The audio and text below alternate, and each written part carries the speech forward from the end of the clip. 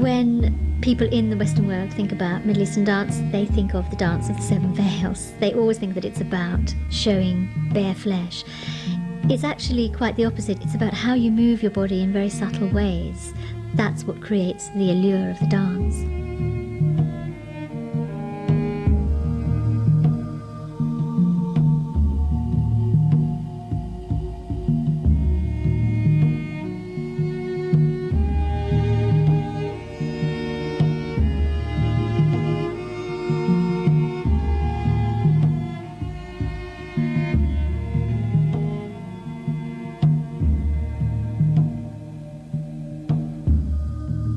I think if I was asked to sum up Arabic dance, I would say it is a celebration of the female in all her strangeness, all her weird and wonderful and wild and lyrical facets. One, two, 3, 4. This is a company of 5. I formed the company specifically to do my new show. All the theatre work that I did previously was either solo or two-handers. She's such a bully. Such a bully. I'm terrified of her. It's very rewarding working with this group, who are a really wild bunch. They're very spirited. Susie is a wild woman. She's full of energy, and she's also the youngest in the company. Hazel's the one in the group who has a majestic calm. Venice is Iranian. She's been dancing since childhood, and she's a natural performer. I think Caroline's a very inventive performer, and she's brought some interesting ideas to the show.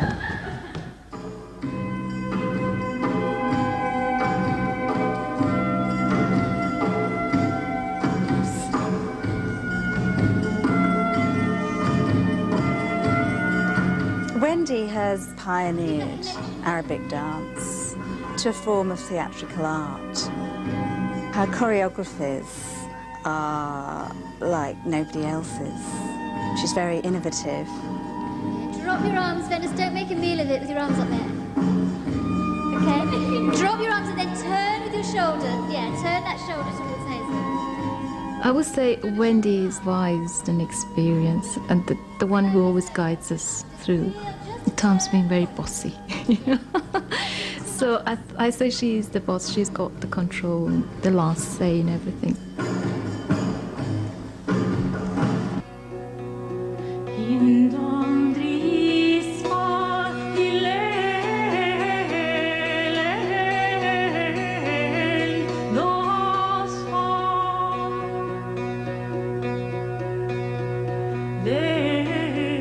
After I discovered Middle Eastern dance, I wanted to share it with others and really to introduce it to a Western audience, which is why I began to create my theatre work.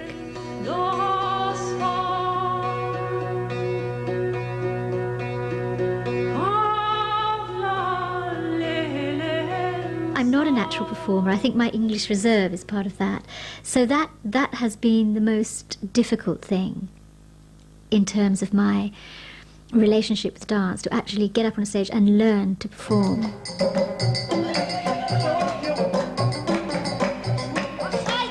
I've done 3 main theatre works, and they've all been very, very different in terms of style and content. But all my shows use the traditional forms of Middle Eastern dance as their starting point. And I hope they open the eyes of Western audiences to what Middle Eastern dance is about.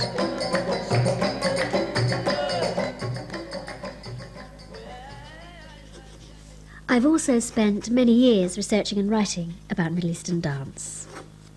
When I wrote my book about the dance, I wanted to describe for people the culture that it came from, because there's so many misconceptions in the West.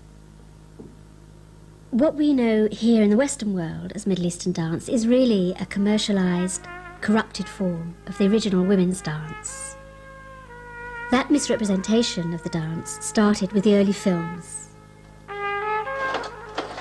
Hollywood created its own image of Middle Eastern dance. It didn't have much to do with the real form or the costume of the dance, but in the early films they had a 2-piece costume, very glitzy, diaphanous veils, women wafting around with veils. And I think movies, even now, only ever portray the dance as a glitzy cabaret act.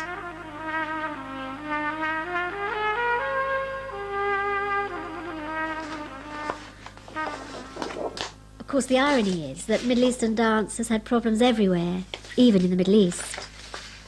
There's always a dual attitude among Middle Eastern people for the dance. They love dancers, they love to see the dance, but they're still held back by the thought that really this is not the correct thing under Islamic law.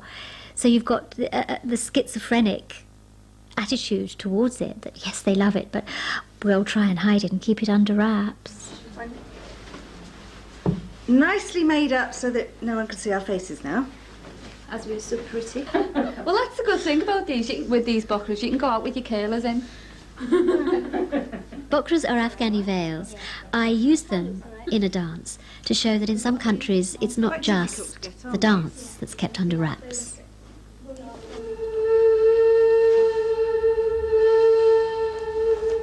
They wear thick veils without eye holes over their faces, and they can only see to walk by holding out the bottom in both hands, a foot in front of their bodies. As they bear down upon you like an antique galley with a silken sail, you know you have entered the gate of the Orient. Their long shroud-like garment is drawn closely around them, disclosing nothing of the figure within save the feet. It is the most unpicturesque, ungraceful costume that the most jealous of husbands could devise.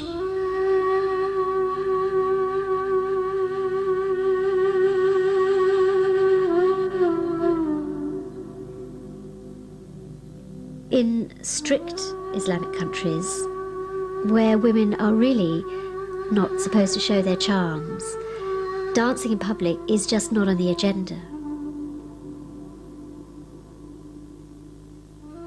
In the ancient world, this dance was part of religious worship, so I find it very interesting that now the most expressive and meaningful dance in the Middle East is one which women perform for themselves in private.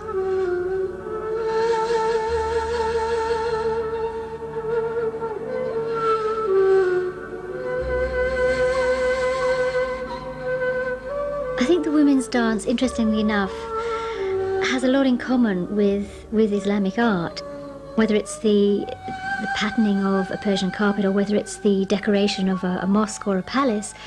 Islamic art is very much to do with seeking out the subtle and beautiful patternings that you have to look very closely at in order to appreciate them.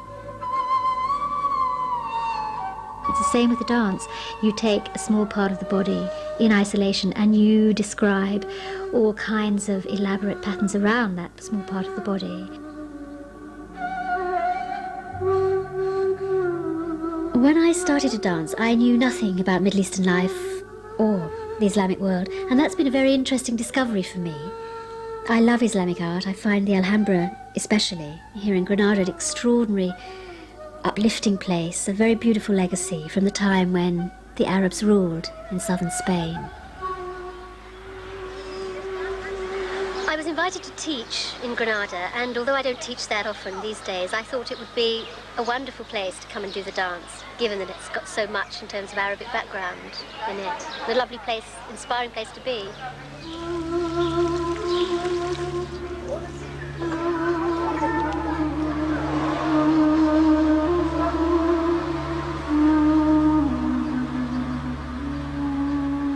The kind of women who will be coming on the course are here not because they want to do an intensive dance course, they could do that at home back in England, but because they want to learn in a setting which has something in common with the dance's origins.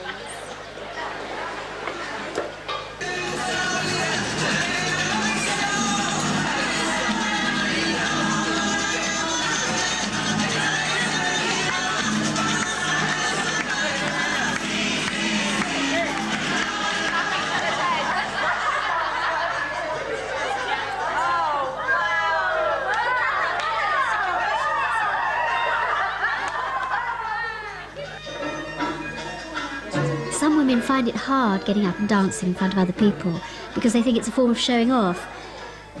But dance is simply another language which can express every aspect of life, and I love to see people make that discovery.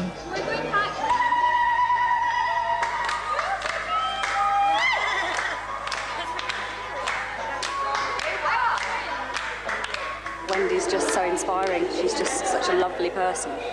She creates a wonderful atmosphere. She just smiles at everybody and gives people so much confidence.